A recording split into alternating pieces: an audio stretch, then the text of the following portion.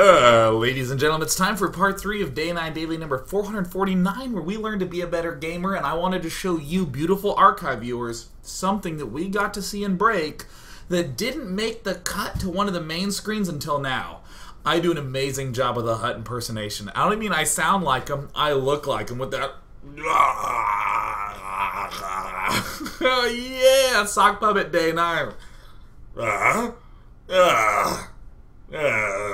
I've always wanted some reason to be able to do that publicly and not have people go, oh my god. And of course, if you have any suggestions, just send it to feedback@day9.tv.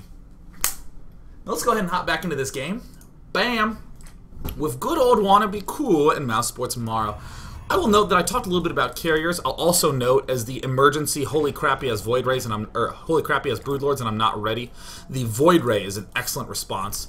As in general, a Zerg player who's on, if he's on 3 gas, he's really boned. But if he has 3 bases worth of gas, that's 6 geysers, he's pretty boned. But if he has 8 gas, then he can really truly support a nice Broodlord infester multiple times in a row. If his army dies, he can replenish it pretty reasonably.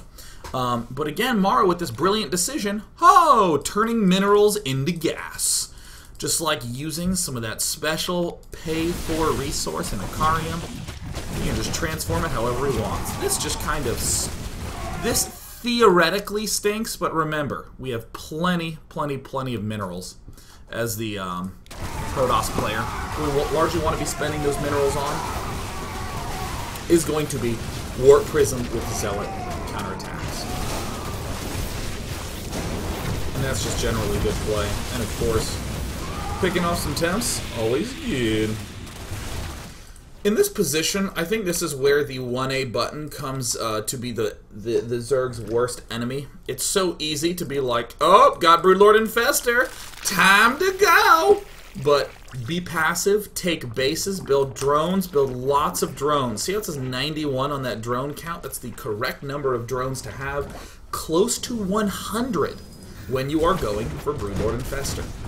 What do you do with those extra drones? Well, you throw down like 15 more spines, build 15 more drones, and take another expansion. You really truly do need a lot of damn drones to do this Broodlord Infester properly. And you might be saying, goodness, Day 9, why is that? Why can I not get away with the 65 I've been getting away with for so long? Because once you're against good enough Terran or Protoss players, they'll kill off your first Broodlord Infester army almost always. They'll just kill it off by being good. That's just what players do. Consequently, you need some way to replenish that hugely expensive-ass army that you just built up. That's why we have 95 drones. You really do need it. I think... is this going to show it? Yeah, now here's an interesting representation. This actually never occurred to me until I accidentally hit it. If you actually just look at how expensive this army is. This is a 6,600 minerals, 5,000 gas. Look at WannabeCool's composition. He has Zealots, Archons, Void Rays, Stalkers, Sentry, and Mothership. He has a pretty nice composition. Does have a little bit too many probes, but look at how much lower this is. It's so much lower. Gotta drone so hard. Drone so hard. And of course, WannabeCool replenishing everything with the Void Rays. We now realize why it is just not a big deal, the fact that we lost all those Zealots because we're replenishing it with the right units. And of course, you may think that Corruptors are good against Void Rays, and actually Corruptors and Void Rays are just really good against one another. Yeah. If that Zealot kills something off, no, it doesn't actually end up doing it. So here we have some situations where we end up in the tenuous engagements. I will note right now, the composition you want for Protoss is pretty much Archon, Colossus, Carrier. Those are going to be the money units in the late mix. Some Templar there as well to help clean stuff up. Blink Stalkers are good, but you don't want it like... you either want to have like 40 Blink Stalkers or like 10. Kind of going in that middle-ish range for your late game mixture is going to be quite rough. Morrow doing his best to step forward, but he's going so slowly. And slow is good. You want to ease your opponent into his own death. He's just easing it in. Just easing it in. He's spreading it out to make sure he doesn't get The good old vortex in the face. And we see Morrow doing the nice good old counterattack down at this side. And to note, actually this is one of the most interesting comparisons that I think you can make at this point in time. It's really easy to look at this mixture of money and be like, oh, Morrow has sick bank. He has exactly half of what he needs to replenish the existing army he has. 14 Broodlords, 6 Infestors, and some Corruptors. These numbers don't sound big, 14, 2, 6, but they end up being just staggering. And of course, the one issue with sentries is that we have good ways to break the front. Wannabecool will try to defend with his massive number of warp gate warp ends. The only thing I really think that's missing from Wannabecool's mixture is the gravitic drive, the warp prism speed upgrade, and getting some more warp prisms in there, just to be able to pick off the expansions. The big thing that the Broodlord Infestor mixture struggles against is being in a lot of places at once. And I'm going to be honest, yeah, sure, if a warp prism gets nabbed by Infestors, it's going to die. But it's going to die slow. It's going to... The warp prism comes up and it's just like... Blah, blah, spending so much energy. Blah. Okay, it's now down to its... Shields are gone. Blah, it's still throwing down more fungals. This is my fungal. Blah, with my obviously hands. Blah, blah. It just takes a long time. So if you have 2 warp prisms coming out, it's actually really tough for the Zerg player to deal with it. And especially, you are throwing minerals at him. You are throwing minerals at the problem and forcing him to spend gas units to be able to defend it. We love that. But really what we're seeing Wannabecool do is just be really, really baller with those Void Rays. Of course, completely overlooking this expansion doesn't help. The danger for both sides is going to be clustering. Anytime anything is clustered up, that's dangerous. And interestingly, Morrow, you're seeing make pretty much no attempts to kill off bases. Still is trying to secure this top left. Still. Very carefully trying to worm his way forward a little bit at a time. Nabbing off anything that he can. And the real lead that we're seeing Morrow get is in the bank. Normally I like to tease about too much money in the bank, like a trust fund, like you actually need to save that up. You're not going to send yourself to college on your Entombed Valley game, so you may as well just spend the damn money. Except when we get to these max versus max wars, we're seeing Morrow also just buy a little time to get his 2-2 up. We generally don't think about Broodlords in terms of being timing push units, but in the metagame right now, Broodlords are just very deal-withable. Especially when we have 14 clustered up, just begging to be Archon toileted.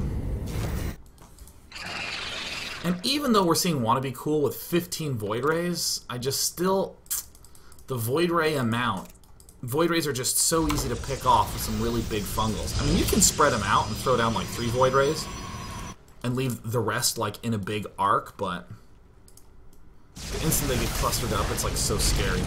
Interestingly, what we're actually seeing Wannabecool do, actually, let's talk about this from both players' point of view. Both players seem to be kind of doing nothing. They seem to be just sort of sitting and building, getting some stuff, and kind of maybe rearranging a little bit.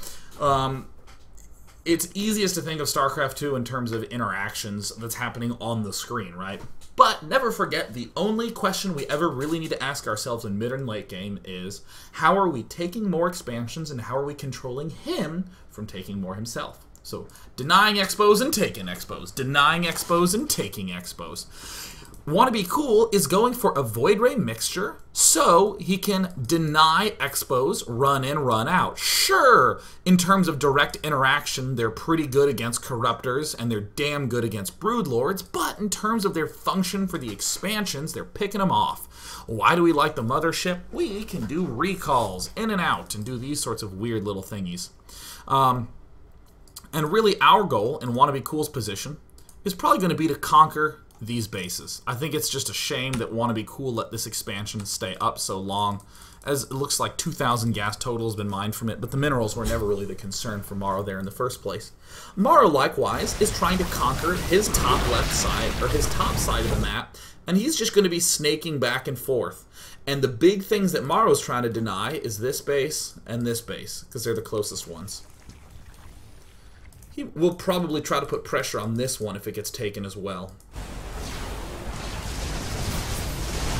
Continual awesomeness from WannabeCool, but Morrow has never not rearranged his spine crawlers ever. One of the most responsible spine crawler rearrangers that you'll ever see, and the Zerg Vortex. Are you kidding me? It's a Zerg Vortex! Oh, yes! And now the mothership cloaking all the Broodlords. I kid you not, that was the Zerg Vortex, ladies and gentlemen. And now it looks like WannabeCool wants to be anywhere else. There's some pretty neat action with these Void Rays, but where were all the Void Rays? Were all the Void Rays there? I'm actually curious, because I feel like these Void Rays here should have had some shot at taking down the expansion while this funness is going on. Let's speed it up. On the right side of the map, we see that big mothership about to come on in. Oh, it looks like Morrow just split his units up really, really nicely. And this is one of these reasons why I'm just a little bit more a fan of carriers than Void Rays in the late game, if you can get them up. They're just so good at being these big tanks that allow you to walk forward and deal damage. And of course it circumvents this whole spine crawler problem. And Morrow's just really good and held it off. WannabeCool goes for the expand. Morrow has plenty money. And again, we are starting to see why having so many drones was so good. We're losing some. We still have 70 up and running. God, WannabeCool needs to kill that off. Like, so bad. I actually don't think it would have changed the outcome of the game. We basically would have seen him at 10k. Well, probably something like 8k and 4k. Maybe closer to 3k, but still a lot. WannabeCool never forgets to continue to build Void Rays. I'm really torn on this choice to kill off all these spines. I don't know whether I like it or not. Obviously, it allows our Zealot Archon to sweep on in and to control the bases. I think the only circumstance in which I like that is if now we're going to completely halt building any Void Rays at all. If we're just going to go straight for expansion killing. Is this not a weird mixture? Zealot, Archon, Void Ray actually works surprisingly well, as long as there's a few Templar left over to Storm. Just does very, very well against most compositions. Even this seemingly invincible force, Void Rays are just really good. Now, Morrow has been pretty much passive this whole game. And upon some big exchanges, Morrow is still going to be playing really carefully. The one thing that I think is missing from all this is in that unit counting station, we see 65 larvae. A lot of those should go to drones. A really significant number should go to drones. But a little final touch that really, I think, is the last evolution in PvZ late game. A really late Hydralisk den. I don't know if you guys know this, but Hydralisks are actually incredible with Broodlords, because the Broodlings just keep generating, and the Hydras just deal the sickest amount of damage that's ever been dealt, ever. Now, Morrow goes for this base. I actually dislike this decision. I think probably swinging over here and then coming down is good for two reasons. One, this expansion's fresher, but more importantly, we have our expansions behind. Always more important to take bases than it is to kill bases in these ultra late game situations. Excuse me, always better to protect your own bases than it is to kill off those bases. And now that we have our giant death force of doom and dying and shit, we can just do the slow walk. And we never go for the heart. We never go for the heart with Broodlord Infestor. Morrow is amazing at this. He's just going to do the ice cream scooper. He's going to scoop down a little bit. And which way does he go? Oh, the scooper! He needs to go home a little bit. Yeah, he needs to kill off this Nexus, but he's just going to kind of wander up here. And this is a little bit of what I was talking about protecting his top bases. Be a little bit hairy to keep all this stuff alive. Until that happens, and this is just going to be good news for every Zerg.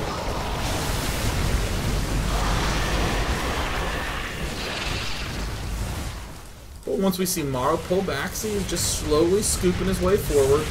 He will never really contest these 3 bases. Sure, this is a force of death, and it seems like nothing can kill it off, but it's not about the direct engagements, it's about the expansion killing. Good players, if you're attacking the wrong expansions or being too aggressive, they'll just kill off all your bases. Broodlord and Fester don't really kill off bases the fastest because Broodlords are slow and the whole composition has to stick together. But hey, look at that, some Hydras coming into the mix. We even have 6 Hydras on the map. Is he even getting Groove Spines? He isn't. It's going to be the low-range Hydras. But I thought that game was awesome. That game was sweet. We got the chance to see a cannon rush straight into some crazy Void Ray fast third play from WannabeCool, who then went Zealot Leg Templar, following it up by going for like 7 Stargate Void Rays. I'm pretty sure it was 7. 1, 2, 3, yeah, 4, 5, 6, 7, yeah. Lot of them Void Rays coming out. We got the chance to see some cool hidden, or some cool unorthodox expanding tactics from both players. WannabeCool taking the bottom right with that cool little wall in with the sentries, aligning very well with his choice of going massively gateways.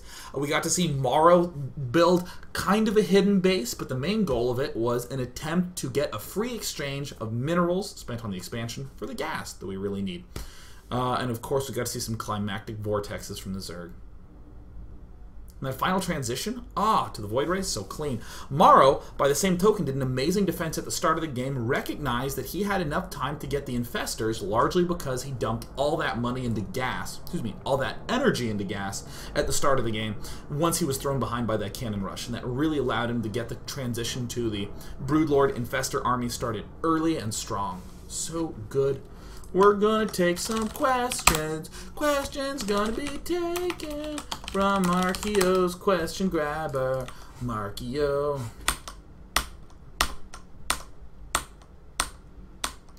I'm F5ing as best as I can. I'm F5ing as best as I can.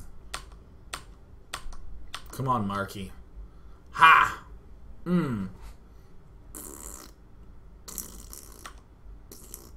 Okay, so Gargamash says, Day9, what do you think were the key choices Morrow made that won him the game, that stand out to you, and why did it work so well? I'll just label 2 big ones, because there were a lot. And if you want to know, rewatch the daily. Yeah! Worst answer ever. But the 2 big things I can think of is, 1, after he lived through that cannon rush, he immediately devoted a lot of his drones to gas. He got all 4 geysers in his main and net right away, and went straight towards the Zergling Infestor transition. That, I think, is one big reason that he was able to pull back into the game, is because he was transitioning very smoothly and very intelligently. And the second one is that as he got the Broodlord Infestor, he didn't really attack. He stayed fairly passive, taking more bases and making sure he maintained that lead, just largely scooping these extra expansions out by sort of wiggling his way around the map. That is the big one.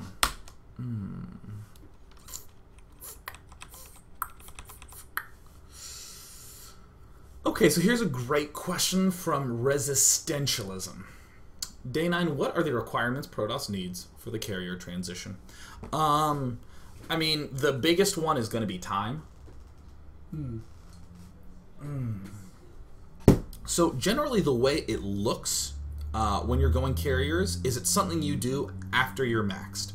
So something you do like before you're maxed is you would start your fleet beacon at around like 160, so that way right when you're at 190 food you can start the mothership and sort of round out your mix. You have your gateway Colossus force and you get a mothership thrown in there as well. So that's sort of a before max transition. But now we're maxed with our mothership and our other stuff, and we start building stargates. If we start being under a lot of pressure, we're going to be focusing on rebuilding a ton of stalkers. We're going to be focusing on rebuilding the Colossus, making sure our mothership is in a good position. But the instant we're not under pressure and we're able to be maxed, we build those, and we start doing some pushes, and we start sacrificing things like zealots, maybe losing some stalkers here and there, so that way we can chrono boost out 4 carriers very quickly. So you're sort of like replacing these lower cost things with the higher cost carriers. It's very similar to how you see Zerg players have too many roaches, and so they sacrifice the roaches to get broodlords. Exact same sort of logic. The big focus is after maxed. After maxed. That is the big one. I'm just going to take this because I want to. It has nothing to do with the game at hand. Sword of 1K Truths. Day 9, would you or would you not ever recommend a race switch? I'll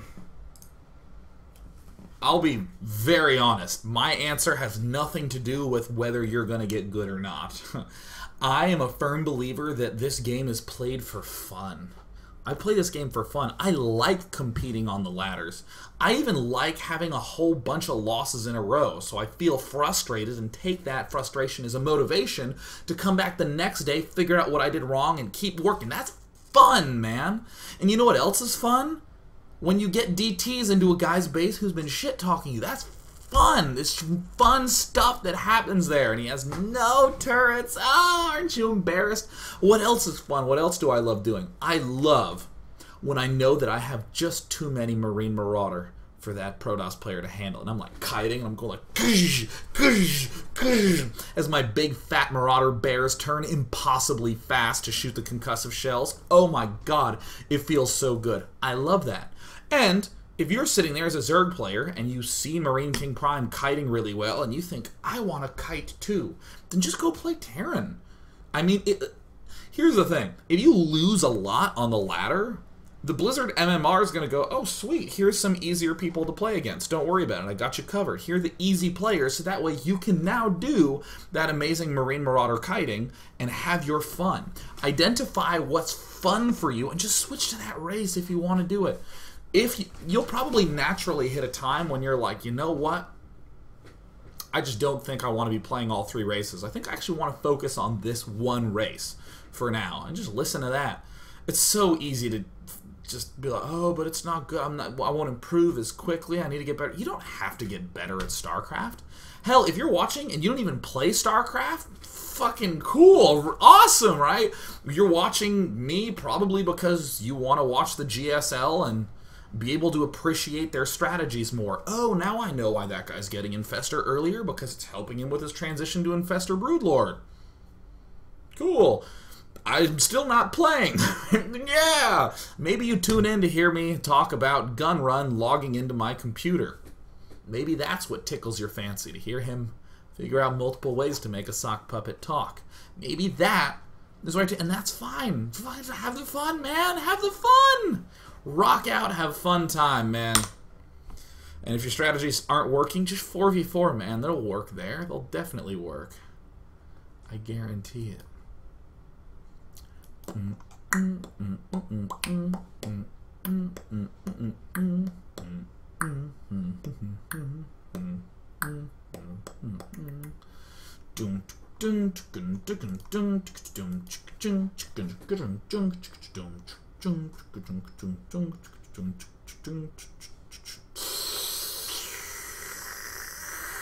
Taking this question from K. Is it? Day 9, do you think there is some general timing that Protoss players need to end the game in order to have a chance? No. I think that there's certain arrangements of expansions, like if he has 5 bases and he's going Broodlord and Infestor and you're still on 3 base, you're probably boned, dude. The only thing you always need to be looking for is to make sure that you're still gathering expansions and still aware of how to diddle with your maxed army composition. Where you're looking at yourself in your max and you're like, do I really want 15 Zealots? Do I really want to have 5 Immortals here? Do I really need 7 Templar? Maybe 5 would do and I can just make 1 Archon? Just be asking yourself those questions quite a bit. But in general, if you are against a player who's going Broodlord Infestor and he has like 2 or 3 more bases on you, you're just so screwed, man. Oh, you are boned. But if you are keeping like 5 base to 5 base, start trying out those carrier transitions. Start trying to deny his 6th I love the logic of once he has a base established, thinking, I'm going to let him have that the rest of the game. How can I prevent more? And I think that switch in logic means that you are always thinking ahead in the game as opposed to going, how do I kill him right now? Without any further ado, I'm going to go for next week's Fun Day Monday. Please send me a replay of you doing aggressive planetary fortress attacks all game long. I'm talking counterplanetary, I'm talking planetary fortress pushes into his base, non-stop planetary fortress action. Send those to Monday at day9.tv. And of course, it's Euro week beginning on Monday. Fun Day Monday will be at 10 a.m. Pacific, 7 p.m. Europe time. Is it CET or CEST? I guess it's CEST now. Isn't that right? Should be. I know you're 9 hours ahead. Except you London. Oh, except you bloody Londoners who are 8 hours ahead. And yeah, you sound like that. They don't sound. No one sounds like that, Sean. No one at all. And of course, it'll be at Euro subscriber mono battles that Sunday. Oh, Europe fighting. Bye, guys.